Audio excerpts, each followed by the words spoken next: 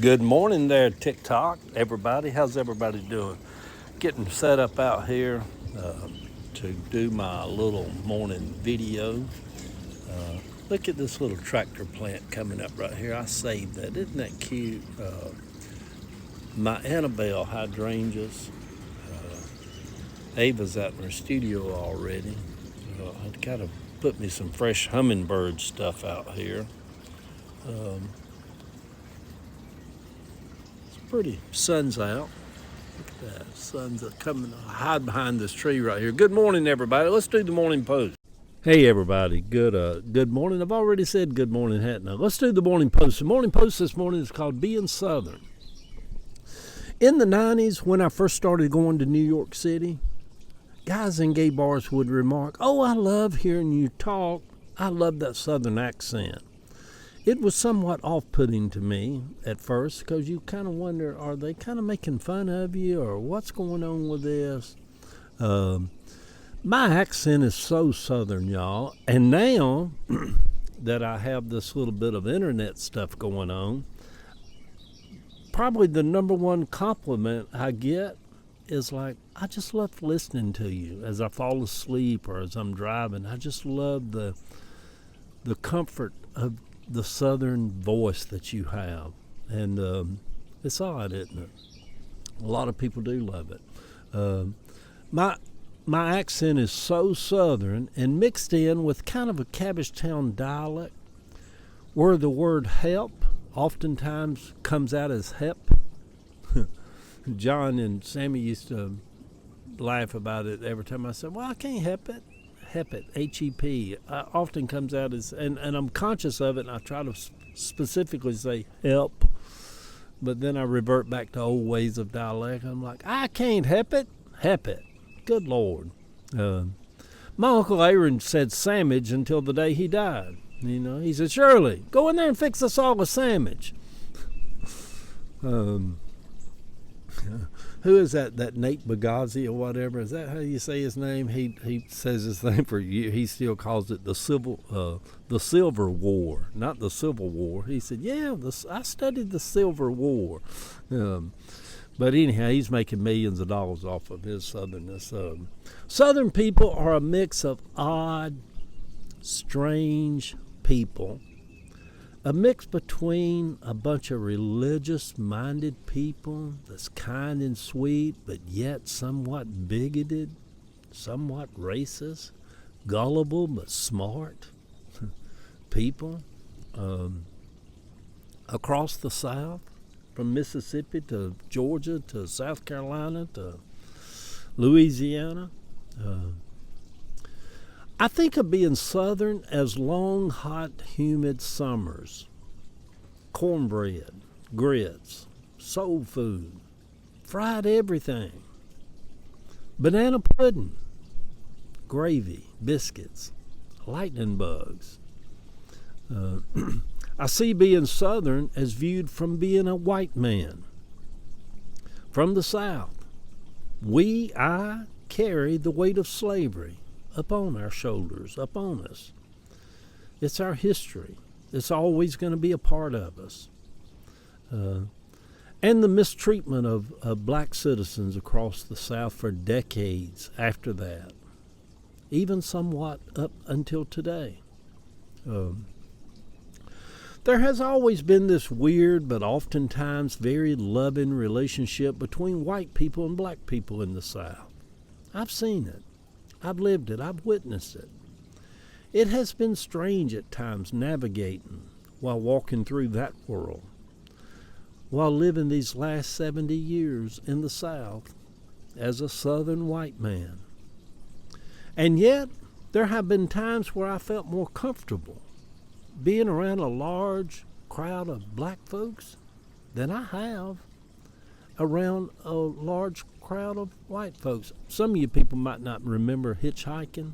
There used to be a thing years ago where people that wanted to get from point A to point B would hitchhike. Like me and my cousin Terry, we wanted to go down to my Aunt Betty's house in Conyers, and we go up to I-20, right up from Cabbagetown, get on the side of the expressway, and us two little old 16-year-old 14-year-old white boys, we'd thumb a ride. And people would pick us up and take us as far as they're going down I-20. You don't see that no more, do you? Because people will kill you. but we used to hitchhike when you. And looking back on that, I always had black folks to slow down to pick us up. Maybe they just saw we were kids, 14, 12, 14, 15 years old. But it was always black folks that would pull up and say, hey, you can hop in the back. And we'd hop in the back of the truck, and they'd drop us off down below Decatur somewhere, and then we'd hitch up. But it was always black folks. It's odd, isn't it? You know, odd. So there's always been that strange kind of love between the white folks and black folks. And there has always been something that lies between us, which is our history.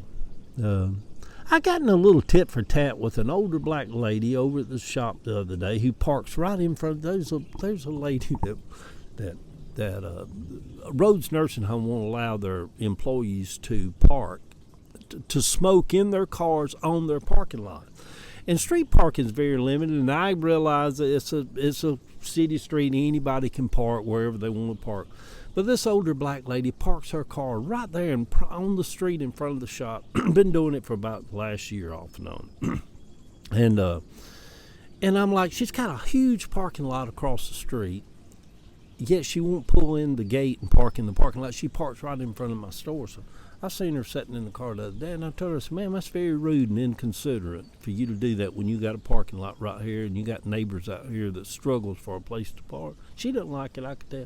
She said, well, I smoke, and I have to have my car sitting here where I can come out and smoke every day. I said, well, it's very rude and inconsiderate. Anyhow, she had her say, I had my say. I'm very confrontational sometimes with people.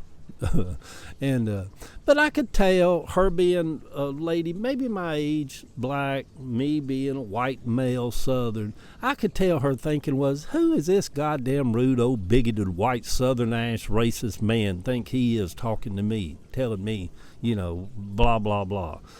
It goes with the territory, and I can get it where she would think that also coming from her side of the street. So. But anyway, and yet there is something always between us, history, History is always there. History is just always going to be there. But it doesn't give people, white or black, a get-out-of-jail-free card for inappropriate behavior or rudeness, I always find it funny when people say, I don't see color. Isn't that some bullshit? Well, that's funny to me. When I have always seen color, I see color in everything. I remember as a young boy, maybe 12, 13 years old, I played basketball against a girl that lived in Reynoldstown, a tall, skinny black girl. And I was just a little skinny 13-year-old white boy. Me and her played. She'd beat my tail on the basketball court out there in front of that little school on Kirkwood. I had such a crush on her. I wanted to tell her I like her, but I was afraid she'd beat me up because she's about a head taller than I am.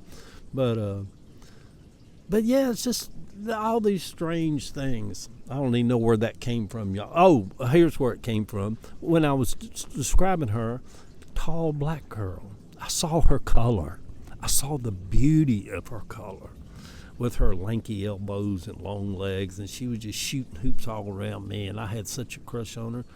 But I saw her. So even every day of John's life, I saw him as the sweetest black man that was ever born to a woman. My buddy John. It feels strange to me as a white man who is from the South, who has always had this strange Southern dance with black people, to see all of the voting rights now being targeted and stripped away across the country.